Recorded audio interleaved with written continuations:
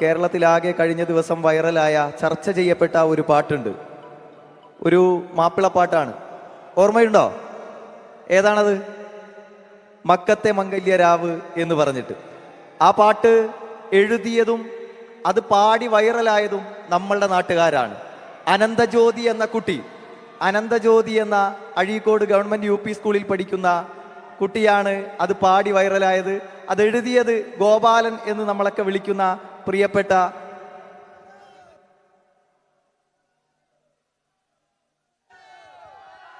പ്രതീഷാണ്. ഇരുവർക്കും സൈനികം നമ്മളെ നാടിന്റെ ആദരവ് നൽകുകയാണ്. അനന്തജ്യോതി അത് പാട്ടുപാടി കേരളമാകെ ഏറ്റെടുത്ത ആ പാട്ട് പാടിയ ആളാണ് അനന്തജ്യോതി.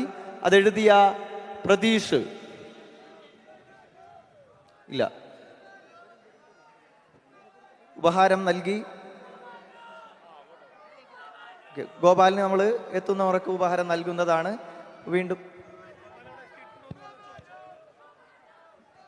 ഗോപാലിന് ഈ പരിസരത്ത് ഉണ്ടെങ്കിൽ എത്രയും പെട്ടെന്ന് വേദിയിലേക്ക് കയറണം. ഗോപാലിന് ഓടി വരുന്നുണ്ട്. നല്ല കൈയടി കൊടുത്ത എല്ലാവരും. ഓട്ടത്തിന് ഇത്തിരി സ്പീഡ് കൂടാനാണ്.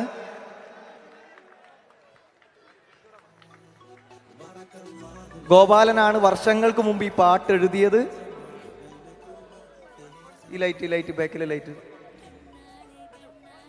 9 വർഷം മുമ്പ് ഗോപാലൻ എഴുതിയ ഈ പാട്ട് കേരളത്തിലുള്ള പല സംഘങ്ങളും പാടുകയുണ്ടായി.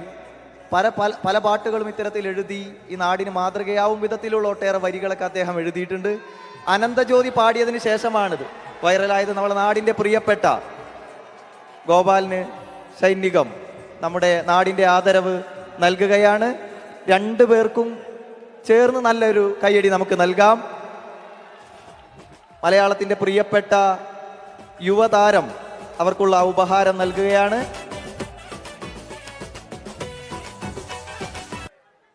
മക്കത്തെ മംഗല്യരാവ് ഖദീജയ്ക്കു കല്യാണ നാള് മുഞ്ചുള്ള തേരിലങ്ങേറി എത്തിയല്ലോ മണിമാരൻ. മക്കത്തെ മംഗല്യരാവ് ഖദീജയ്ക്കു കല്യാണ നാള് മുഞ്ചുള്ള തേരിലങ്ങേറി എത്തിയല്ലോ മണിമാരൻ.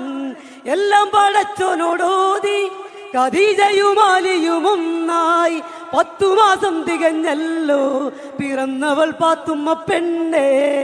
മക്കത്തെ മംഗല്യരാവ് ഖദീജയ്ക്കു കല്യാണ നാള് മുഞ്ചുള്ള തേരിലങ്ങേറി എത്തിയല്ലോ മണിമാരൻ.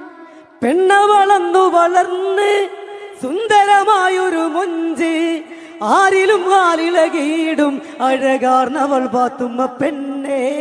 മക്കത്തെ മംഗല്യരാവ് ഖദീജയ്ക്കു കല്യാണ നാള് മുഞ്ചുള്ള തേരിലങ്ങേറി എത്തിയല്ലോ മണിമാരൻ.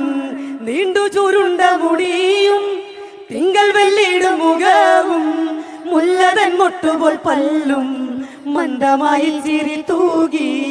മക്കത്തെ മംഗല്യരാവ് ഖദീജയ്ക്കു കല്യാണ നാള് മുഞ്ചുള്ള തേരിലങ്ങേറി എത്തിയല്ലോ മണിമാരൻ. Thank you.